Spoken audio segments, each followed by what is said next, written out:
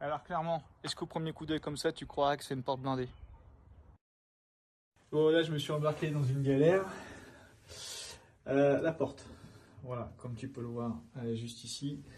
On n'a pas beaucoup de place. Et donc dépose totale parce qu'on va mettre une porte pavillonnaire de maison. Donc, là j'ai 85 d'épaisseur, donc je vais venir à peu près ici. Et là tu vas falloir faire attention encore une fois avec le câble électrique.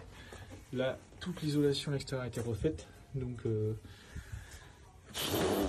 une bonne galère. Je te fais un petit arrêt sur image. Voilà, là tu vois, on est en train de déposer le bâti.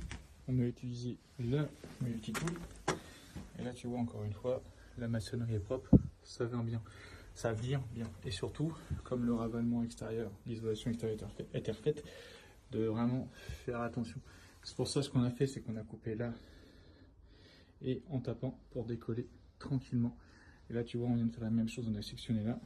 Et vas-y, Diego, tire tranquillement vers toi. Voilà. Il y a encore un petit peu. On y va. Ouais. Ah, attends, vas-y, je vais lâcher la caméra et on va... Voilà, parce que c'est bien beau de filmer, j'essaie de te faire voir au maximum, mais la pause avant tout.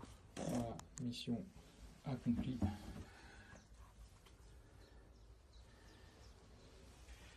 Voilà, la porte est installée. Ici, on a rejointé avec le mortier sur tout le pourtour et le haut. Et ici, de la mousse polyuréthane. Bon, alors tu vois, là on est en train de réaliser un patron et la technique de la rondelle pour faire tout le pourtour à l'arrondi. Bon, du coup, on n'est pas nickel, mais franchement, on est pas mal. Donc, tu vois, dans l'angle, et là en fait, le mur là-haut il n'est pas droit.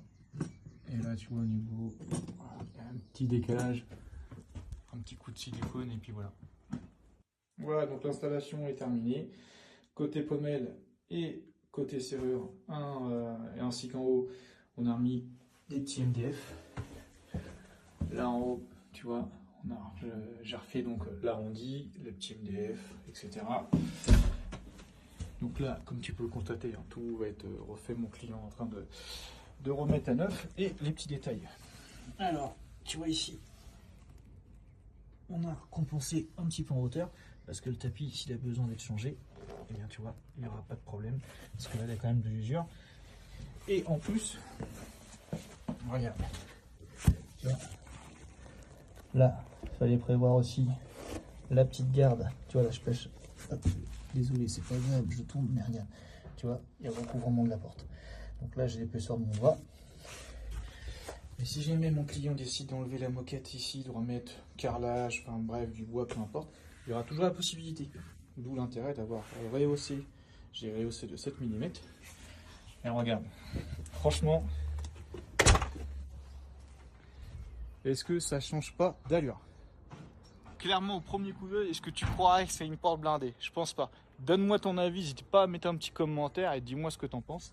Moi, franchement, le panneau là, vraiment, j'adore. Ça fait vraiment moderne, ça met vraiment un coup de neuf. En plus, mon client, tu vois, il a refait plein de travaux, ils ont refait toute l'isolation extérieure. Et là, tu vois, la porte, ça change quand même. La souplesse, encore une fois. Tu vas retrouver les pions anti-dégondage au nombre de 4 sur la Diamant Sérénité. Encore une fois, bâti rupture de pont thermique, bâti en inox côté extérieur, bâti acier intérieur et la petite plaque de tard. Voilà, Diamant Sérénité A2P BP1 2024. Et si jamais un jour tu veux changer le panneau, tu peux changer le panneau de ta porte sans changer ta porte. Ça, c'est encore une fois un des gros avantages. Allez, je te dis à plus tard. Ciao.